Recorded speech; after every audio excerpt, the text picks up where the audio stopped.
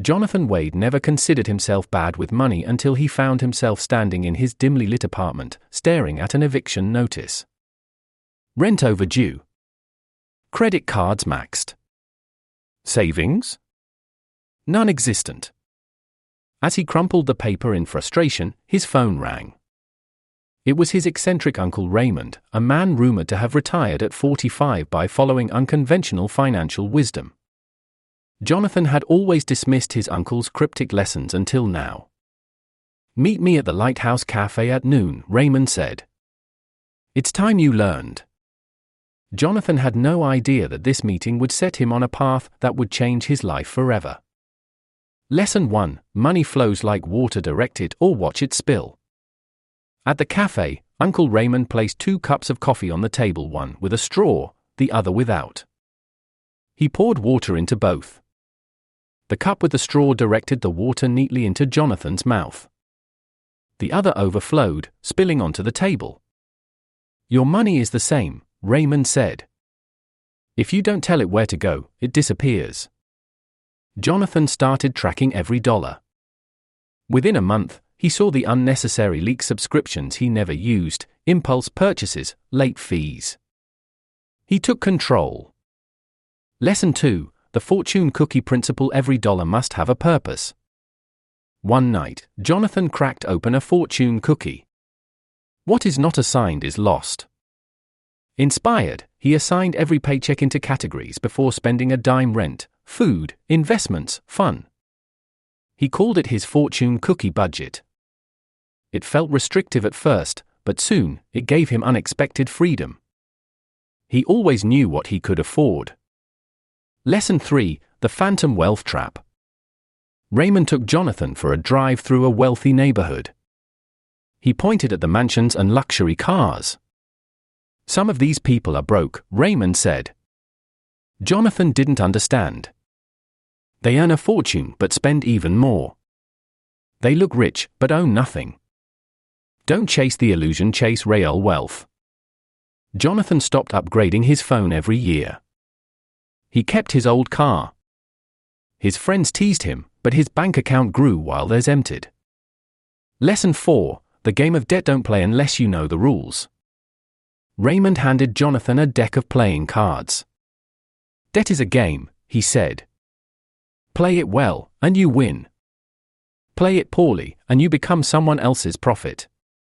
Jonathan realized that debt wasn't evil, it was leverage. He focused on paying off bad debt, credit cards, while learning how to use good debt, low-interest loans for investments. Soon, he wasn't drowning in debt, he was using it to climb higher. Lesson 5: The 3-year rule of money decisions. Raymond made Jonathan write down every major purchase. He wanted a new laptop, a trip to Europe, a bigger apartment. Then he asked, "In 3 years, will this make your life better or worse?" Jonathan slashed half his list. He learned that most impulse desires fade, but investments in learning, health, and experiences with loved ones always had long-term value.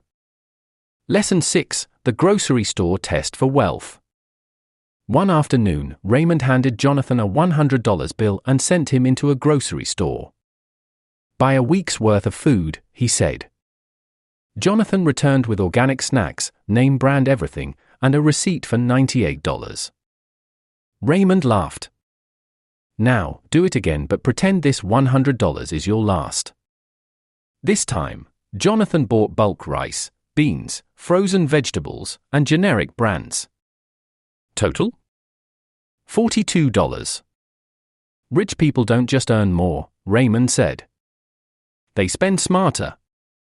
Lesson 7: Invest like you're planting a forest. Raymond handed Jonathan 2 seeds. Plant this one in a pot and this one in a forest. Which grows bigger? The one in the forest, Jonathan said. Exactly. Your money should be in an ecosystem of wealth, not isolated in a bank account earning nothing. Jonathan started investing stocks, real estate, side businesses. His money wasn't just sitting, it was growing.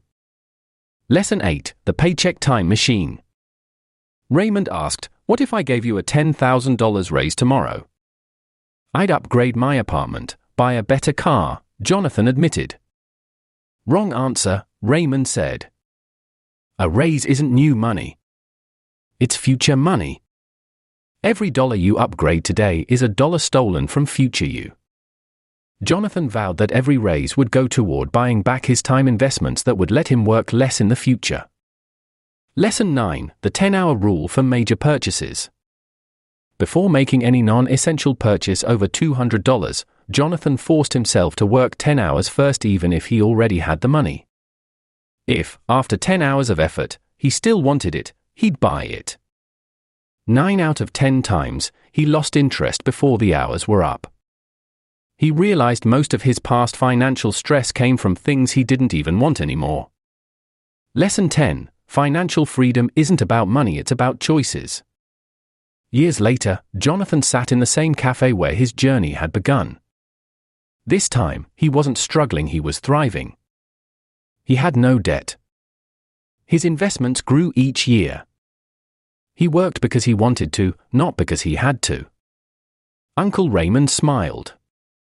So, what did you really learn? Jonathan sipped his coffee, the same realization echoing in his mind. Financial freedom isn't about how much money you make, it's about how many choices you have. And at last, Jonathan Wade was free.